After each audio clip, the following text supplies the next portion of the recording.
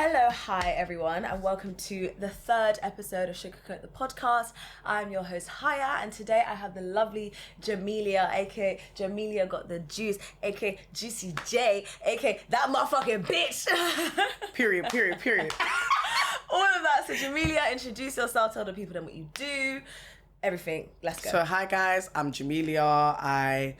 I'm an Instagram influencer, I'm a bar supervisor, I have a YouTube, all of that. Like, I'm really just a civilian that takes really nice pictures. Period. I love that. I mean, look at her also. Look at her.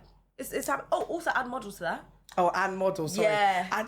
Sometimes I just forget. I wear too many she wears hats, exactly. okay? Exactly. Okay, cool. So obviously, I think you guys should know the drill by now. I like to start with 2 truths, no lies, which is where my guest gives 2 fun facts about them, so you can get to know them, what they're about. So yeah, shoot. Okay, 2 truths, 1 lie. No, 2 truths, no lies. So just 2 fun truths, facts. no lies. Yes. Okay, no. Fun fact: I have been A&E like 13 times. Okay, we'll circle back to that. I've been A&E 13 times, and I used to do makeup. Yeah. Yes. Okay. Cool. So why were you in A&E 13 times? I was a very accident-prone child. Like, I would fall over, trip, like my finger over here. Yeah. I literally like was climbing up a pole like after my sister, and I dropped down. There was a bit of like loose metal, and I literally ripped my skin off. I could actually have 4 fingers right now, guys, but I have 5. Yeah. Praise God. Praise God. No, Yeah. praise God. Praise Him, because if I had 9 fingers, I'd be stressed. Oh yeah. But it's crazy, so I just really have to thank God every day for that one. And I Yeah. fell down the stairs. I mean, no, I've fallen down many stairs in my life, but I just didn't. Never broken a bone though. Yeah, mashallah, I love that. No, That's never great. broken a bone. Never had to have a cast or anything. Yeah, have you but ever- just silly little things. Have you ever had to have like stitches outside of the finger?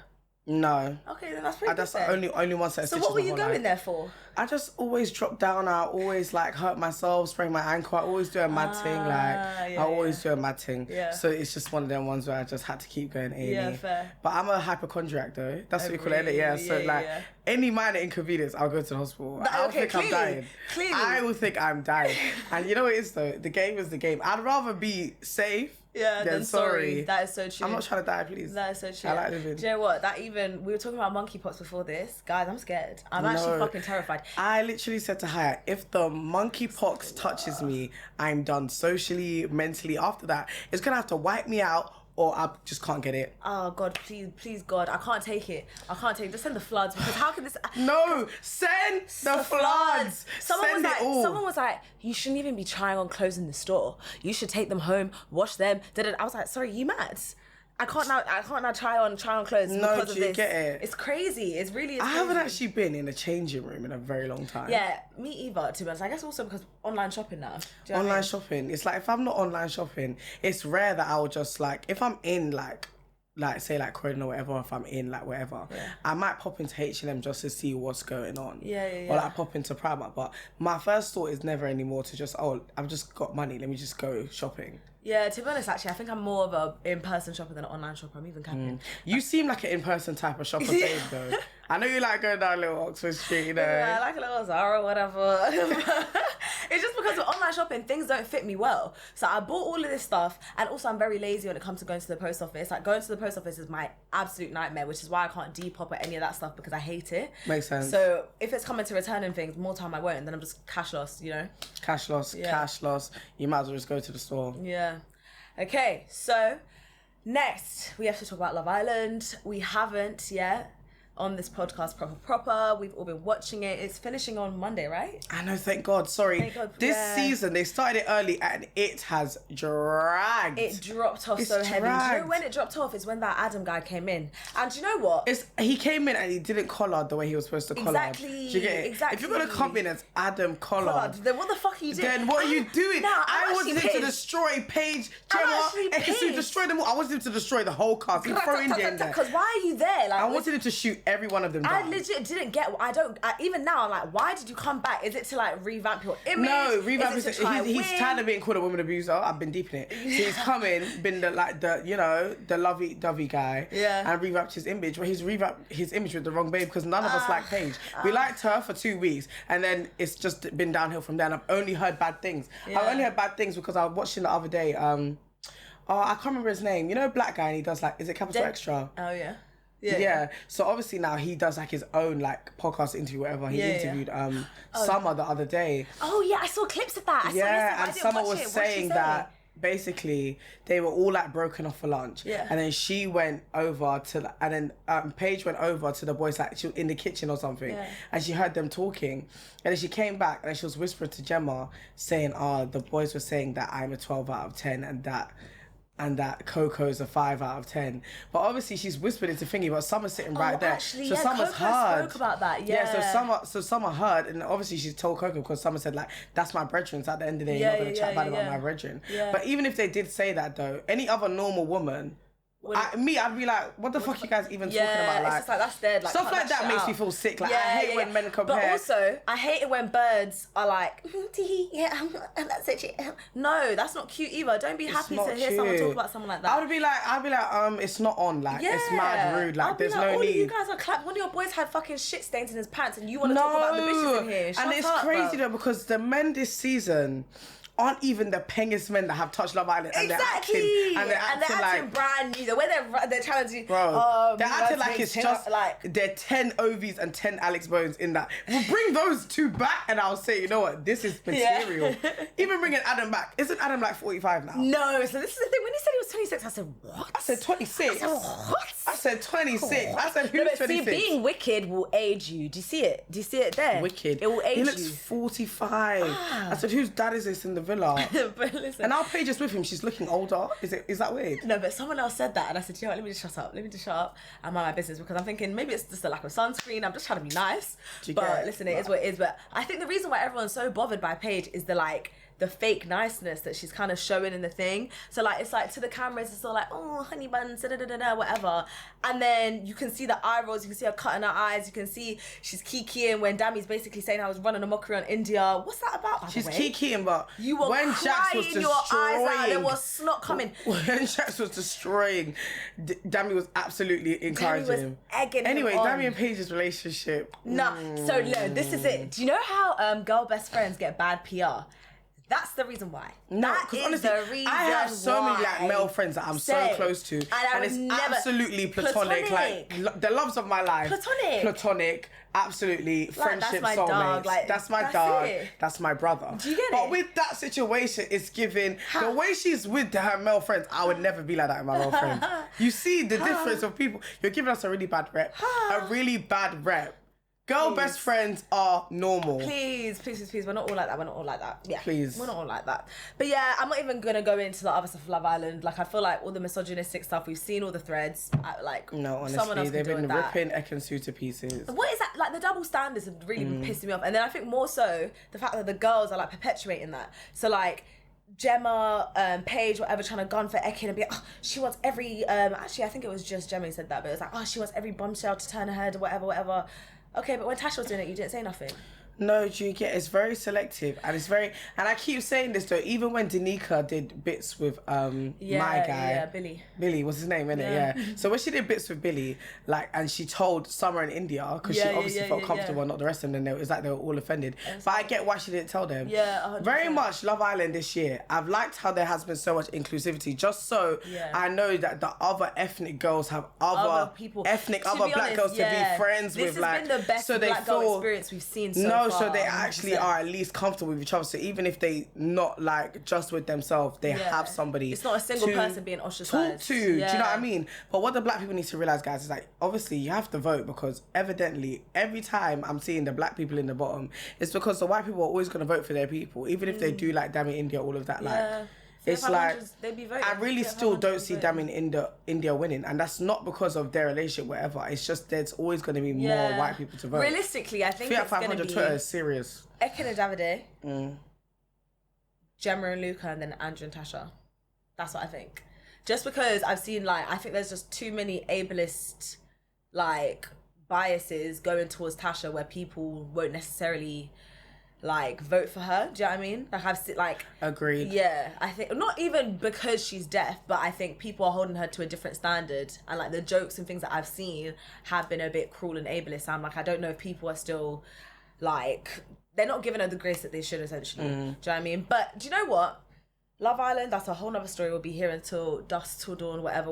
No, for real. So yeah, as Jamelia said, she is an influencer. Do you want to talk about how you started getting into it, your journey so far? And then, yeah, I have some questions for you. Right, so when I was in uni, before I even started uni, when I was in like college, I said I wanted to make like a YouTube channel.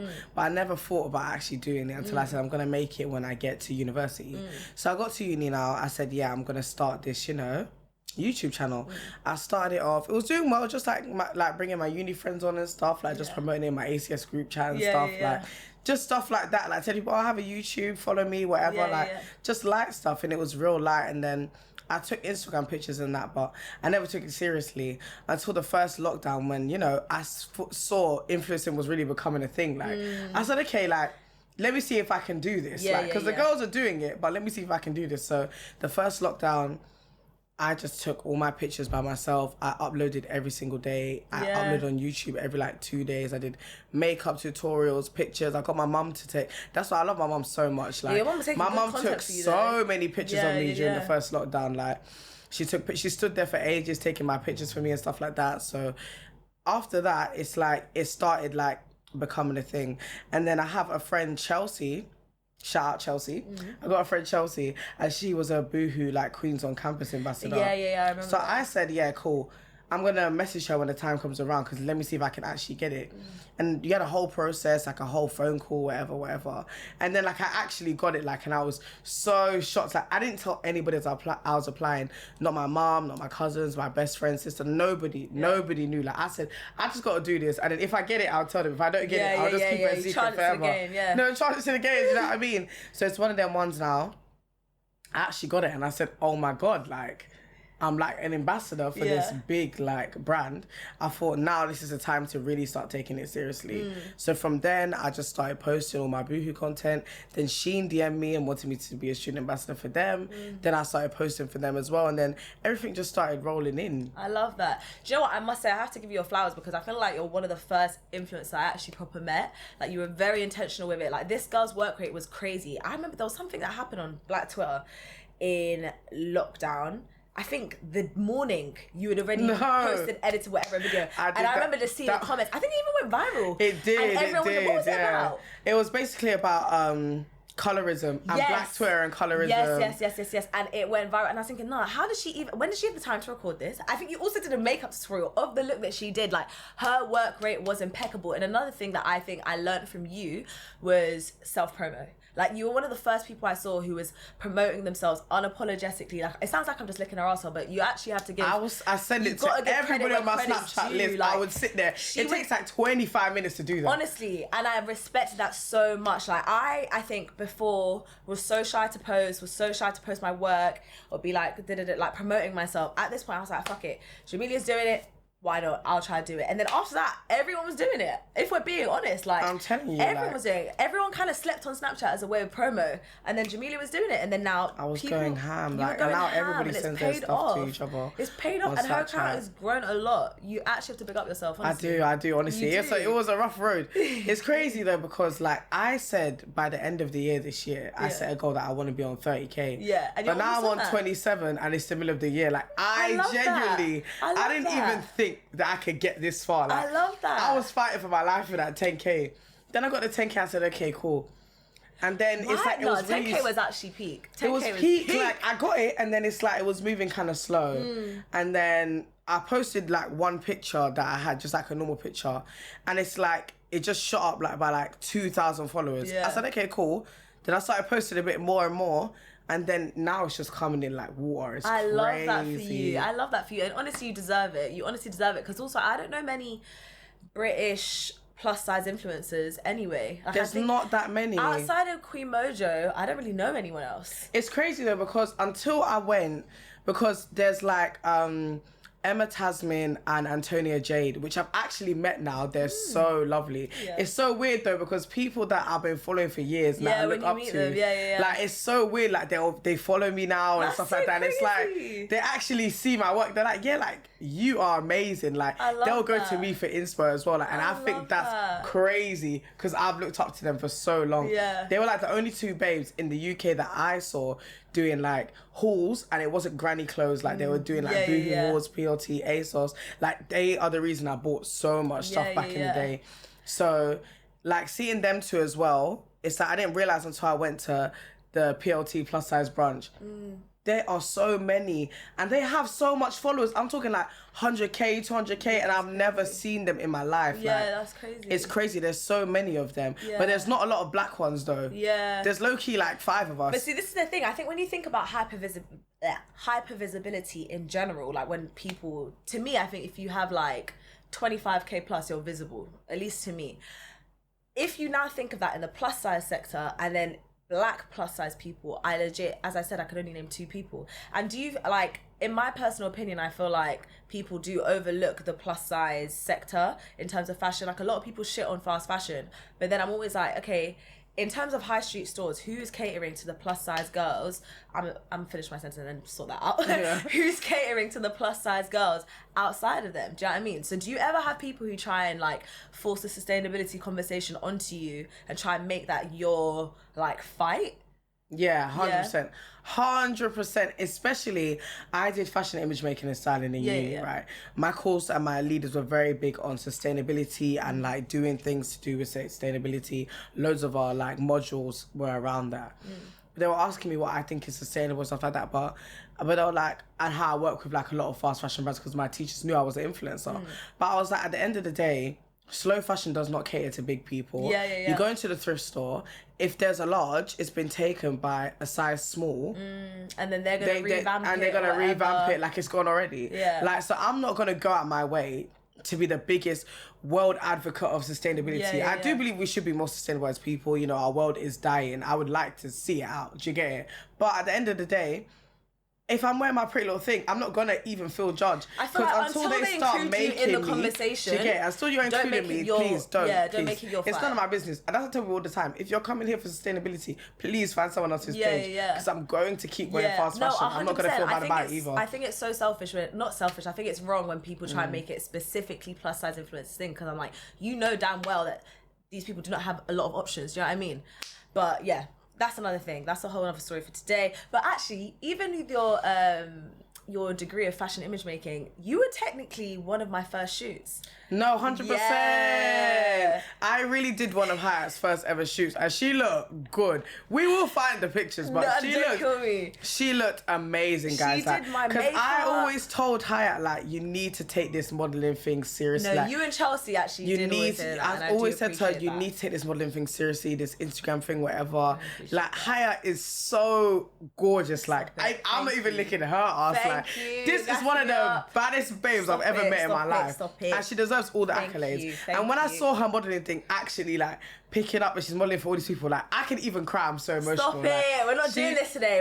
Honestly, she deserves it because she has worked so hard to get where she is. Like she was just on her thing, like, yeah, like, you know, like I've been applying and stuff. Like I'm like, bro, it's not enough. It's not enough. And that's the funny thing. All of my applications aired me. They aired me. And then it was first lockdown, the first agency to reach out and scout me was like my last application that aired me.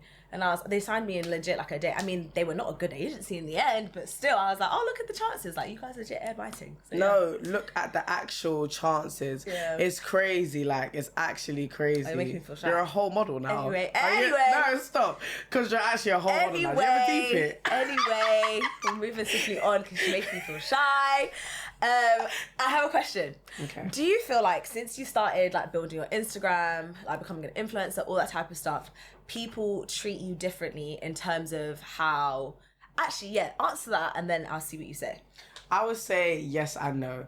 I would say my friends that I've known forever and like that I've like known from day dot, even from like secondary school, all of that, they, in my head, they treat me the exact same. Yeah, exactly. They still call me in the group chat, like very much no special treatment. Yeah. But I do love that though, because I feel like the people I'm closest to anyway, I'm really just a human being. Yeah. And they all support me so much. Like, I couldn't ask for better friends in my opinion. Yeah. I don't actually believe any of my friends are haters. If they were, I would never know. I think you'd also know by now. You would know by now. All my friends are literally the most loving, genuine girls. Like, none of them see me as like an influencer or whatever. Like, they just see me as Jamelia, and I do love that though. Yeah, okay, cool. The way how one thing I realized once I started like modeling and stuff though is the way how people interact with me who aren't like my day ones, my friends from like primary, secondary, sixth form, even like earlier in uni, whatever, do treat me differently, even in terms of like how men would approach me. In terms of, I feel like before I started modeling and using my Instagram proper, men were a lot more respectful to me.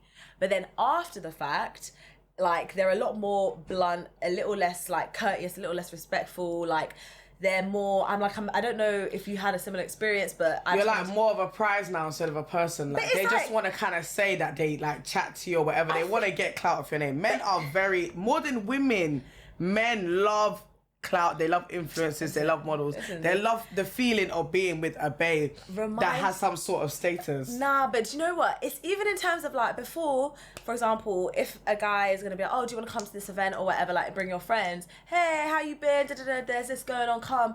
The other day someone DM'd me, this is someone who I know from Manchester, you're probably the same guy actually.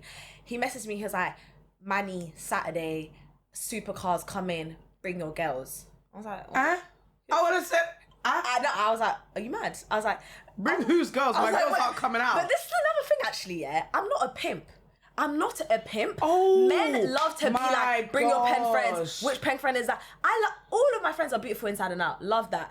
But you're telling me, bring this one based off her looks, but like in a way that it's like you're ordering a girl for the night. We're not escorts. What the fuck? We're not escorts. We're not escorts. I'm not a pimp. Bring that one. Bring this one. You don't understand. You don't understand. Even my male friends, some of them, I love them. The way these lot think I'm a pimp, I think a lot of men think I'm a pimp. Like, I have a lot of pretty friends. Bring this one. Bring that one. And I post them all the time. It's like, who's this friend? And the thing is, I'm saving you because I know she will never chat to you. Yeah. So at this point, I'm saving you embarrassment, and you wanna act rude to me. It's just a bit crazy. I'm just like, you're ordering me to come as if we're an escort in service. And then the fact he was like, oh, supercar's there. I asked him, I said, am I an accessory to the car?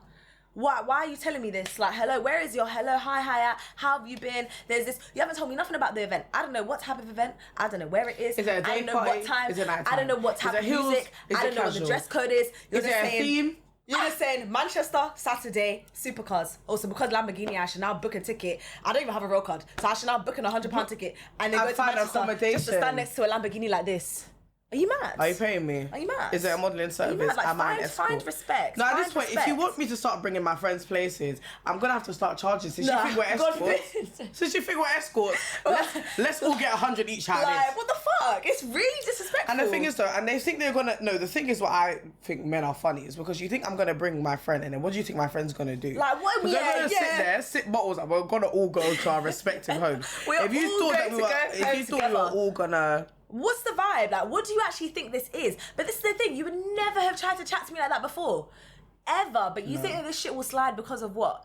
Like, and the thing is with me, I'm gonna cuss you out. One thing about me, when you go low, I'm taking you to hell. I'm not Michelle Obama, so I don't play that. So I had to question him. I'm taking you straight down to the pits. And then now he's backtracking and said, nah, but I've really realised that men, even with how they move to you or approach you, I'm like, or the other thing is they'll try drop a couple like big name places like, oh, can go Hacker, you can go here, you can go there. Like, and then they'll expect me to be like, thank you. No, like, do they know that we take ourselves to Mayfair restaurants? Like, this is what I need. Me and my friend were literally talking about this the other day.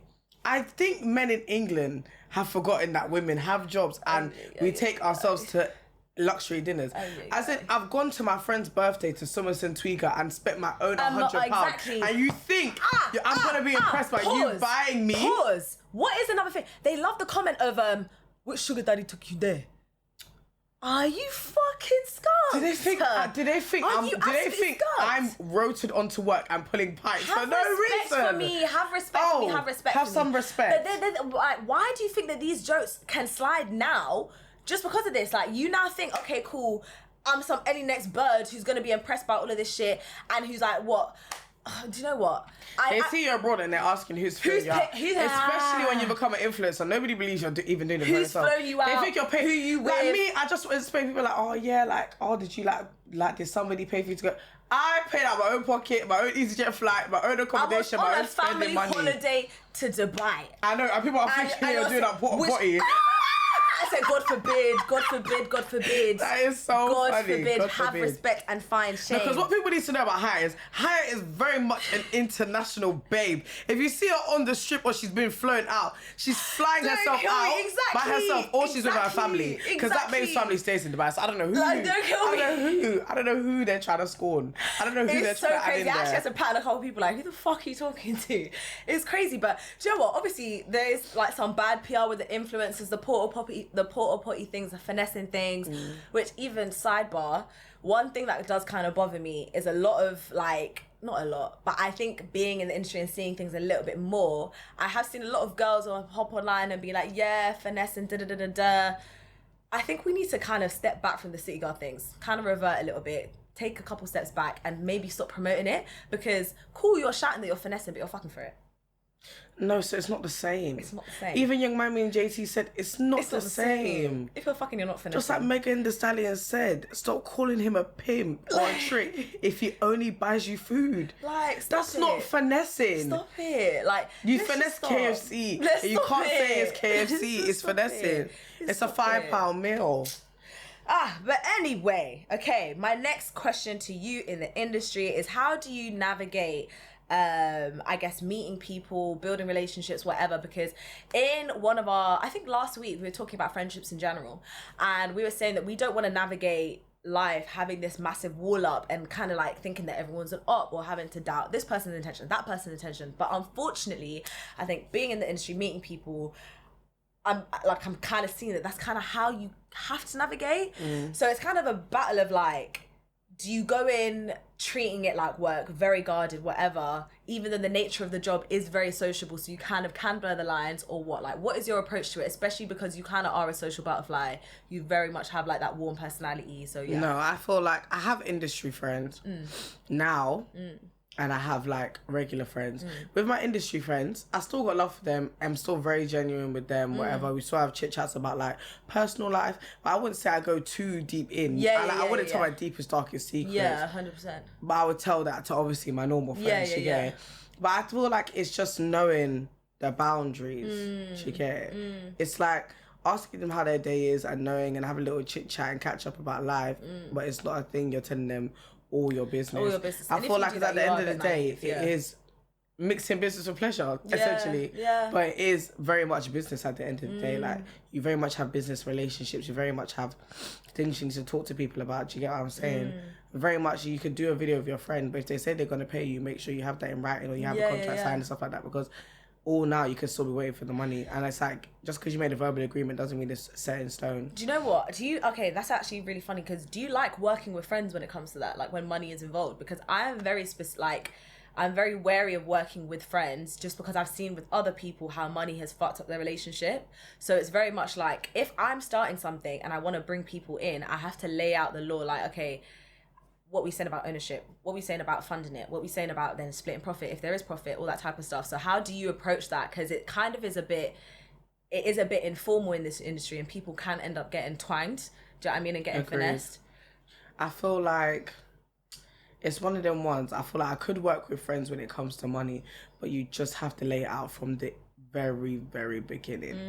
I feel like as long as you guys both know what it is, you know, the details and everything, it's calm.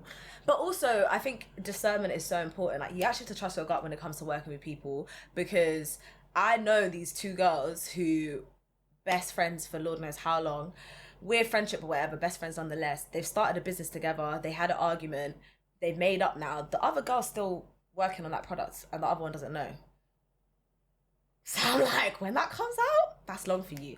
But also, in terms of trusting your gut in this, with who you're working with, I feel like sometimes you kind of have to have your wits about you. Do you know what I mean? In terms of, is this person trying to finesse me for like a short-term thing? Is it more of like an industry relationship where we're not going to be the best of friends, but we can be like work colleagues type thing? We're going to support each other, whatever. Is it more like you're trying to be my friend for like a stepping stone reason? Especially because now that you have a bigger account than I guess some of the people that you started originally making content with, how have you gone about like maintaining that and not necessarily getting the shorter end of the stick? I feel like I've been doing it quite well. Yeah? I feel like I always weigh out the options. Like, Because, like, many people will shout at you for many things. Like, even down to podcasts, people will shout at me. But if I want to do it, I'll do it. If I don't want to do it, I'll always let you know, like... Yeah. I'm very blunt. Like, it is what it is. Even, like, with influencer friends I've had for a long time, if they want to do something with me, I'll think about it. And if I want to do it, I'll do it. And if not, like, I'm not going to get done. If you're really my friend, you're...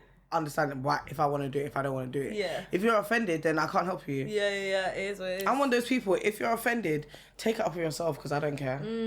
Honestly, I don't care. I haven't done you any ill malice. Like, I just don't want to do something with you. Yeah. It's not personal. Oh my God, it's business. actually, do you know what? Even speaking about that, in terms of the malice thing, I feel like sometimes people have tried to make it malicious when it's just like, sometimes I just genuinely don't like what you're doing, and it's not because I don't like you as a person. Our content doesn't align. Even people that you know that have clothing brands, just because you've made a clothing brand or made a piece of clothes, 100% doesn't mean I have to wear it. And then I've actually, like, even I had a situation where I didn't want to do this thing for someone, and it wasn't like they were my close friend where I can give them feedback and be like, this is why, I'll be honest with them or whatever, or maybe even just do them the favor. But they tried to be like, oh, she only wants to be with her influencer friends, she only wants to do that.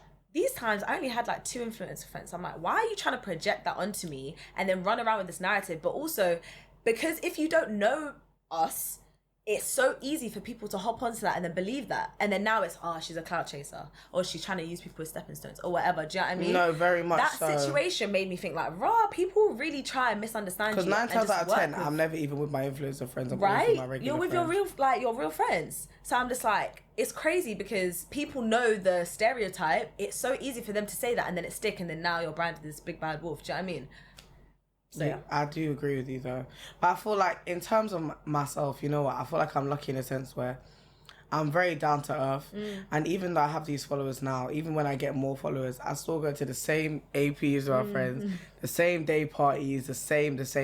Like, I still buy tickets to go places. Like, I don't be DMing like entertainment companies. I'm an influencer, give me a free ticket. I don't care about, if I'll spend my money, I'll spend my money. Do you get it? Like, if my friends want to go here, whatever, I will just go. I feel like it's a thing where I'm very like human. I'm not like I'm an internet babe, but in real life, I'm not really internet babe.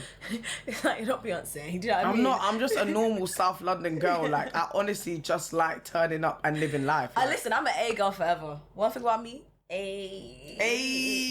I'm a flash girl with the A. No, I'm gonna A in the club and I'm gonna shake my ass. Do you get it? I absolutely love that. Okay, so how about in terms of the emotional aspect of social media? Obviously, I think one thing that is a bit difficult with socials is that you're a commodity. Do you know what I mean? You're your brand, you're your image. So I've kind of had it on the modeling side where if I'm not working as much, my self-esteem has been knocked because I'm like, well, my look is what makes me money.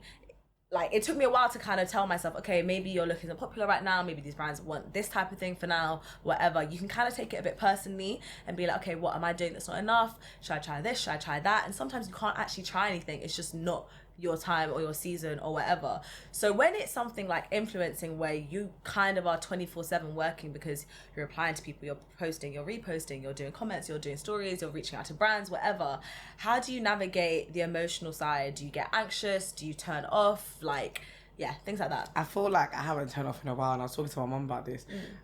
Even right now, I've got like 3 days off work this week. Yesterday was one, today it was one, and then Sunday is one. But I already have plans for all those 3 days. Like, so thank you for spending one of your 3 days with me. No problem. I just feel like when I have a day off, like my actual job, I have to do the influencing thing or I'll run behind. And it's very taxing on you. Like, I'm exhausted 95% of the time. But I'm doing it because I'd rather be tired now and reap the benefits than not be tired. See, I'm about to yawn and I'm not even doing nothing. and then not be tired, if that makes sense. It's like, I had to learn how to separate, in a sense, same thing that you're saying. Like, it got to a point where, say like I post a picture and I don't, like I post a picture and like it's not getting the reception that I want it to get, I would genuinely feel like I'm doing something wrong. I'll start to feel like down on myself. Is my quality not that good? I don't look good anymore. Like, the people hate me. To this one, That's literally like, you literally do it and you don't even realise that. Say like I go out and I don't get a picture or all the pictures I took down, like I'll feel like I'm having an anxiety attack. Like if I'm taking the pictures and then I feel like I'll start having a panic attack if I'm taking the pictures and they're not turning out how I want them to turn out. Like I genuinely start panicking, and that's not even normal. Like I've been deep in it. Actually, it's not. I was like, whoa, like why am I thinking about it so deep? Like, because when I used to take pictures for fun, I used to just take the pic. Yeah, like I look cute. Post. You know? Now it's like. No. If I don't get this picture, I'll die. No, but honestly, you actually need to unlearn that soon though, because you really will. It will fuck with you. Like I was taking like content. I was trying to do the whole posting like 3 times a week or 2 times a week thing, whatever. Then I was trying to reply to all of your comments in the first hour. All these things that people tell you that you should be doing to try and get whatever thing. Bro, it wasn't getting me nowhere. I was like, fuck this. Like, why am I even killing myself to try this? I was like, let me just focus on my modelling. Do you know what? Even if I'm being honest, the only reason why I started to think that way is because my first agency put so much pressure on me to grow my socials. They did. I remember you messaging me like, bro, I was like, how do I do it? Because they were just a shit agency in general. But they were telling me like, oh, the reason why you're not working is because you don't have 10k followers. No, but I literally told you it doesn't even matter how many followers you have. Honestly, I always told you as well. You only need one pic. I told you, I know you. You only need one pic to go viral, and it will blow. No, honestly, boom. And you posted one pic, it went viral, Twitter, Instagram, whatever. And now, look, I told you. And then it all happens other things naturally. before, it did not work. Don't come and die for Instagram. Don't die for Insta. Now I'm just like, let me just post my pic and I'll go. Like before I'd be like, okay, I used to be replying to comments, I used to do this, I used to say things. I can't bother to reply to comments in the first time. I can't. I'll post and I'm at work. I'm not seeing it till my next break. Especially with this new algorithm, like I can't come and die. This new algorithm, I've deeped it though, is the saves. If people are saving your post, shit, that's boost. When it goes up. It don't even matter about it anymore. Yeah. I've got posts with like 1,000 saves, and that's my posts that have like 8,000 likes, 9,000 likes. And I've got posts with like 100 saves, and it's only got like 1k likes like max. It's about how many people save your posts these days. Which, you know, in turn kind of makes sense, because it's like if they like the content that much, they will save it and they'll use it as and they want to come back to your account. Yeah, definitely. Do you get it? Yeah, but don't come and die for Instagram, guys. Don't die, guys. Really and truly, like check that anxiety, because it will. It's not real life, guys. It's not real life. And it will really fuck with you, really. Because a lot of people don't even know that I have a regular job. Yeah, exactly. Like I raw work in the Weatherspoons. Like I'm literally a normal babe. Like a lot of people, they meet me like, raw, like what do you mean? Like you had work earlier? Like even when I went to the Nella Rose event, literally I had work that day. I finished, got ready in an hour, hopped in my cab, went there. They were like, what do you mean you had work today? So I've been getting ready like all day. I said I had like an hour to get ready.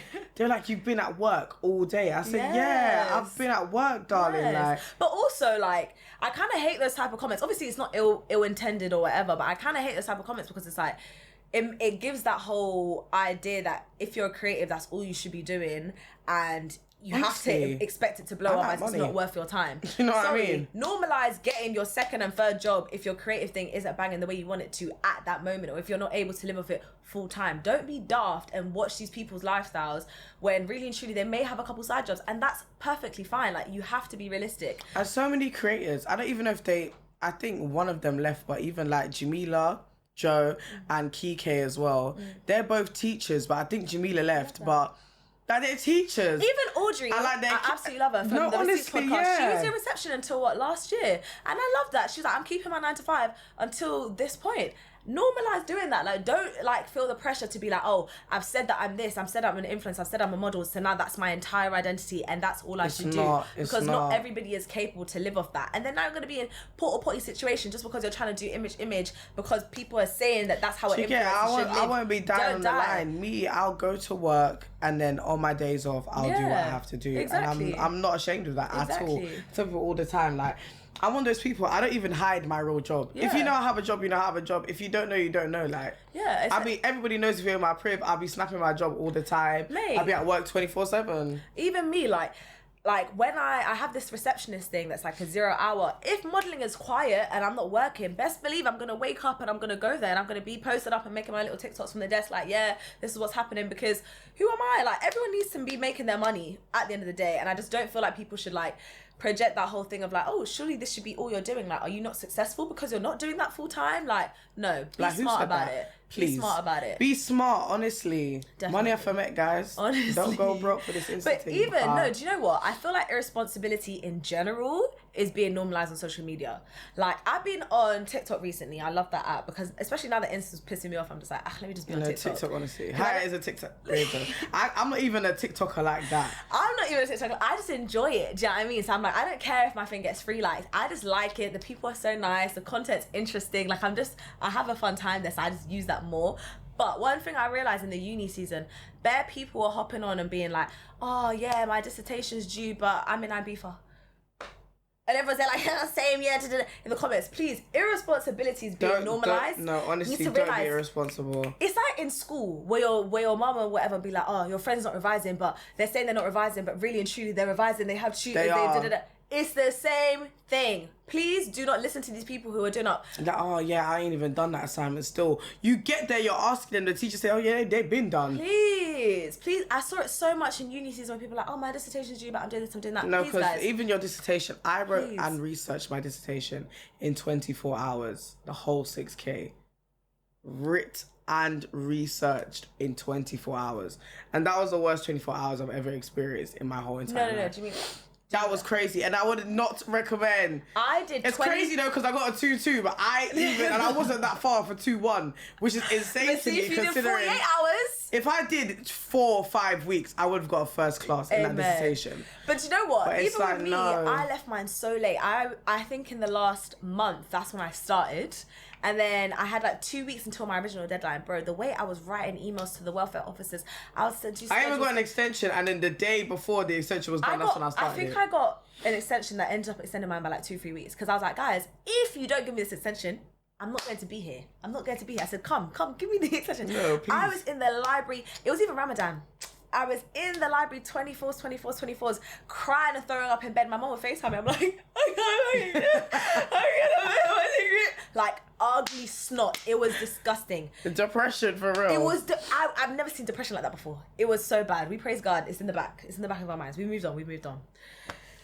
Okay, so now in the industry, what advice would you give to people who want to start off as creators, who are wanting to like explore their niches, whatever? Because another thing that I think you've done really, really well is you've managed to create an online personality that is distinctive to Jamelia. When you think Juicy J, when you think Jamelia Got The Juice, you think bubbly, you think like loud personality, you think YouTuber, you think face beat, you think wigs, like, do you know what I mean?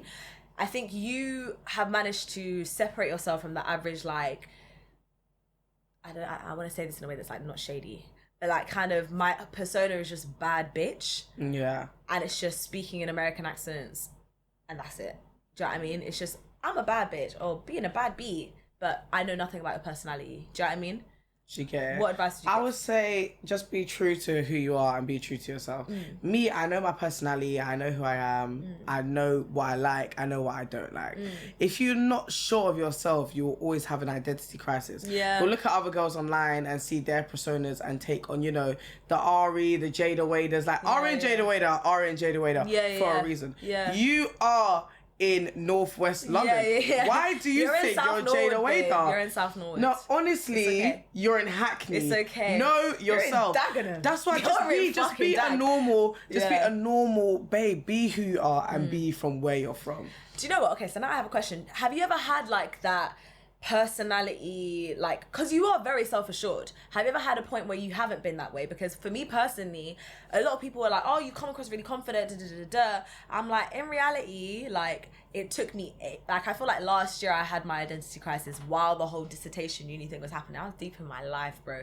And then especially because I was having pressure from my agencies about following and doing this and doing that, they were like, here, sending me accounts of what I should try and emulate in order to get this growth on my Instagram in order to then make money from modeling and start getting booked for things. Obviously now I know that that was just a bullshit excuse, but I definitely internalized a lot of that and I became super anxious and I was kind of having this identity crisis of like, fuck, okay, I need to have a niche, but then same time I need to create content like this, but same time I need to show my personality and then I'm not even ready for that because I'm very... It's like, too much. It was so fucking much and I was just like, whoa, and I had to take a lot of time out and kind of start from ground zero and be like, thank God for my friends because I think they kind of like reminded me of who I am and then I just thought, fuck it, let me just try and do this my way as it feels right instead of forcing myself to bring my personality out on Instagram from jump when I've never done that before, for me to like get to a point where I'm like more self-assured. So for you, have you ever had a moment like that, or how have you gone about becoming as self-assured as you are?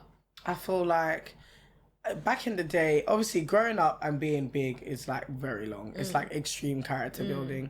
It's like what you see in the movies, toned down though. Do you know what I mean? Like you will get bullied. I was quite popular in secondary school, so I wasn't necessarily bullied. But if somebody had something to cuss me about, it'd always be my weight. Like, so growing up in that, like dealing with those situations, it kind of just builds character. Then it got to a point when I was like, after my first relationship, my first boyfriend, like, he was, like, so rude to me about my weight and stuff, like, back in the day and stuff. So then after that, when I got to, like, uni, just before uni and stuff, I just thought, fuck it, like, I am who I am, and I want to be who I want to be, and I'm a bad bitch. Yeah. And as long as in my mind, I know I'm pretty, I know I'm good at makeup, I know my hair always looks good, like, nobody can fault me. Yeah. And once you take that on for yourself, that would be my advice to a lot of girls.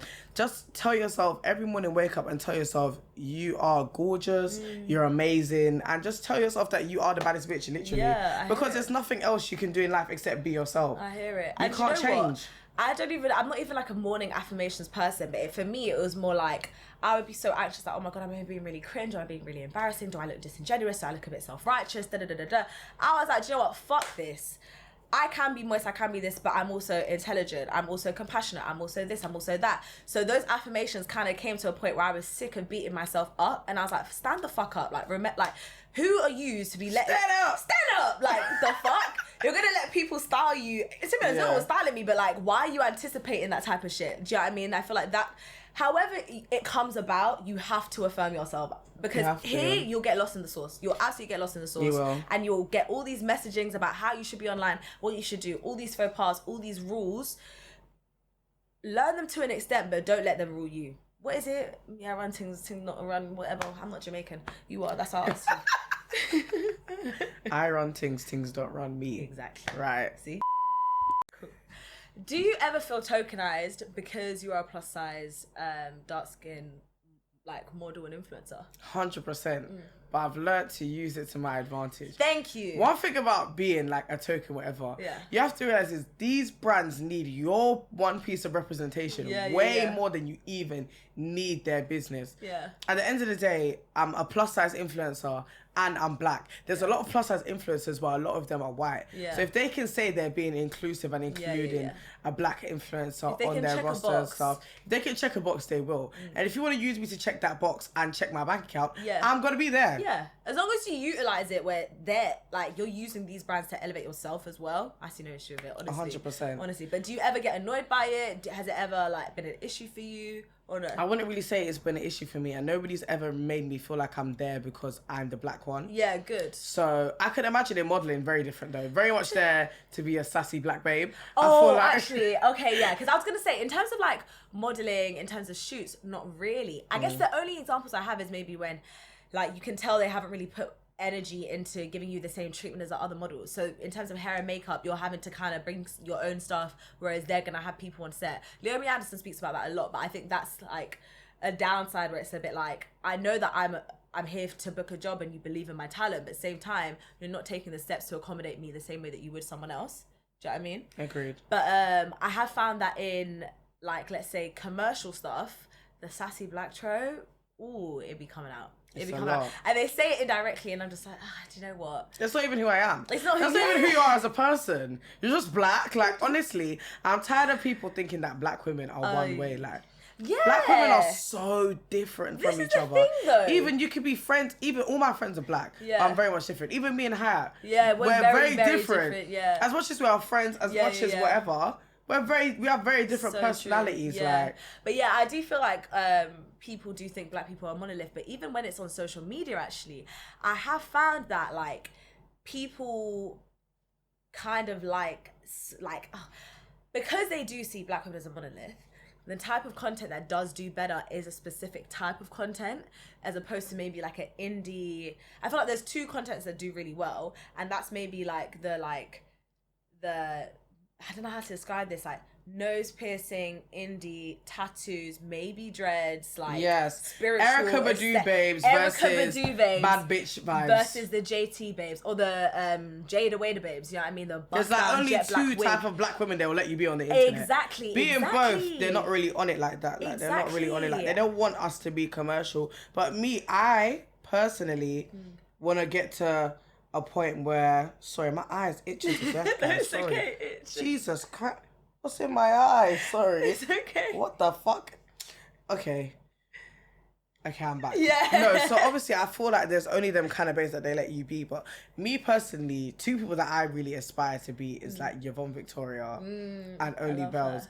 The luxury black babes, the Kyra Omaniques, the Aaliyah's Face. Yeah. That is who I want to be. Yeah. But that new genre of black woman is so much better in my opinion on the internet and shows us in an amazing way. Like, just shows that we are normal. We also can be these luxury influencers like the Molly May types and that. Like we also can very much like walk into Chanel and buy a bag just like you can. And I love seeing that from the black ladies. I even follow what's her name? It's something luxury. I've got to find her. She's a American influencer, this black lady. But like I just love it how it's so normal to her to wake up and go into Prada and buy a bag. Like that's like. To be honest, I would say that like it was only really post-COVID where I started seeing black women post luxury content like that. Outside of Melissa's wardrobe, I didn't really see. Oh, obsessed with Melissa's wardrobe. Obsessed. I just love her. Melissa, call me. I love her. Can I just have 5 minutes? You see people demand them ask, oh, would you rather a dinner with Jay-Z? Give me a dinner with Melissa's wardrobe and let's get to talking because I need to know the algorithm to become who she is. No, but see, this is the thing. I feel like post-lockdown, that is kind of, or maybe even in the middle of it, that's only when I started seeing that content. And I do think that that's because capitalism needed a new way to get to us while we weren't going outside and shopping and while we were in a pandemic and while people were like obviously not earning as much. And I think that's kind of why we saw that massive influx of like black girl luxury and all that type of stuff. But yeah, I feel like before then I wasn't really seeing it much at all. No, I wasn't. There was people I watched that were giving luxury, but they're a lot more luxury now than they even were. Like, so I feel like that's kind of what's been going on. But no, like that kind of genre of black girl is my favorite genre currently, and that's the genre that I want to get to eventually.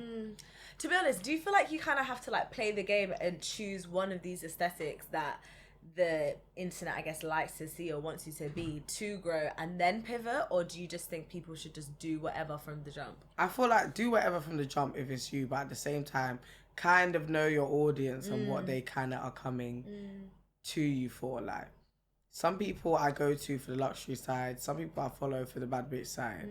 Some people I might follow for the Erykah Badu type side. Like, there's people you follow and you follow them for a reason. It's good to have an aesthetic in a sense where you don't have to follow one type, but kind of make it make sense to who you are. I feel like I don't really know if I have an aesthetic. I feel like I kind of dress how I want to dress. Yeah. But I feel like you have an aesthetic.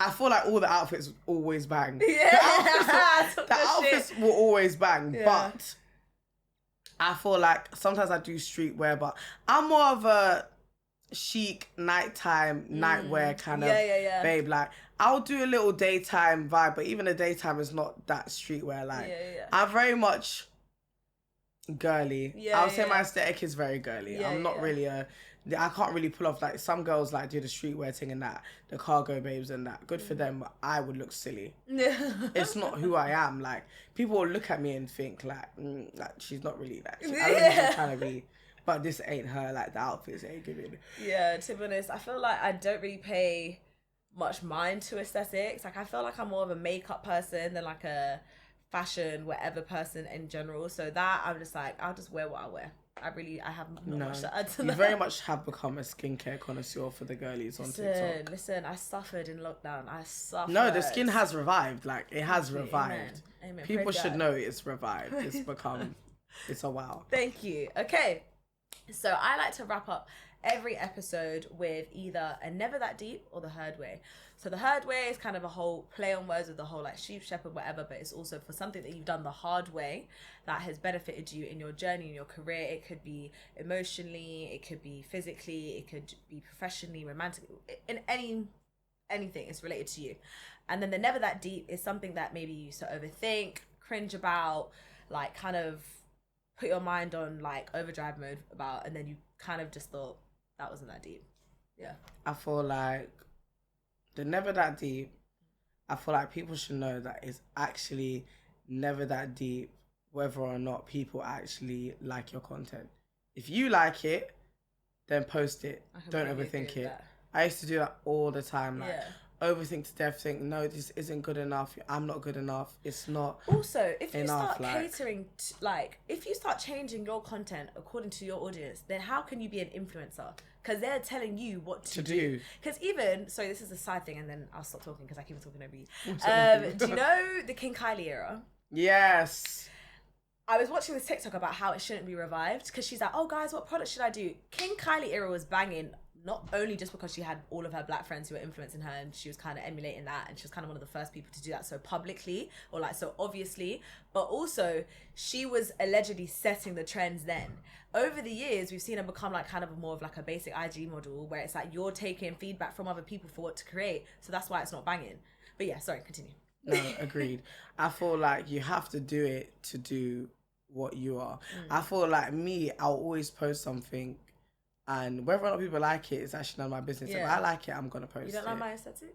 You're gonna like it today. Even yesterday, the jeans I'm wearing right now, I posted these jeans yesterday. I love them though. The girlies were running me down. And when I first was like picking like the gifted items from this brand, I looked at these jeans, I said, maybe it can run, but maybe when I put them on, like, maybe the girlies will think, like, it's a bit streetwear for her, like, but they're eating this shit up. So I feel like you got to stay true to yourself. If you think it's going to bang, ladies, it's going to bang. Exactly. Period. If you think it's going to bang, it's going to bang. Yes, I love that. Okay, my never that deep is, I think it's just what I've been saying about the socials. Like, I think, as I said, when you kind of commodify yourself, your look, whatever, you can take engagement, likes, even how much you earn way too deeply, and it can affect your self-esteem. And I think over time I've kind of realized that everything has a season, or it's for a reason. Do you know what I mean? Like, don't deep it, don't overthink it. If you're doing your shit, you're doing it well, you're happy with what you're producing, then just your time will come. Do you know what I mean? Like, it's not a thing where you now need to start like trying to change yourself or try to accommodate to what you think is popular or anything like that. And definitely have clear boundaries between seeing yourself as like the way you make money and like protecting yourself as well. Do you know what I mean? Don't spend every day like trying to do things for engagement or fucking replying to comments instead of just chilling with your real people. Like, honestly, limit how much you are pushing yourself. Limit how much you're on socials, because you will get the blinds learned and it can fuck with your head. It can. Yeah. I've not been that articulate this episode, guys. I'm really sorry. I've just been like yabba all over the place. Jeez. But it is what it is. The queen of being articulate. Far too modest. But okay, do you have anything to shout out, or do you just want to shout out your socials? Or Well, follow me on everything. Jamelia Got The Juice. I don't actually own any businesses, guys, so I don't have no businesses to shout out. Okay, well, spell out like your that. Oh, JAMELIAGOTTHEJUICE. Okay. Yes. Okay. Now that's a mouthful, but you know what I'm saying. Like, that's all I can say. Exactly. Really and truly. Okay. So that is us. If you like this, if you're viewing this on YouTube, obviously like, comment, and subscribe. I haven't said that before, and I really wanted to say that. Subscribe. Yes. Yes. And then if you're listening to this on Spotify, Apple Podcasts, any of that jazz, please give it a rating and interact with us on Instagram. Sugarcoat the podcast. That is the full Instagram. I know that. I don't know why I was outing myself. And follow mine, which is Hayaat _NK, HAYAAT _NK. Make sure you follow that. So man, have a lovely day, guys, and stay blessed. Bye. Gorgeous.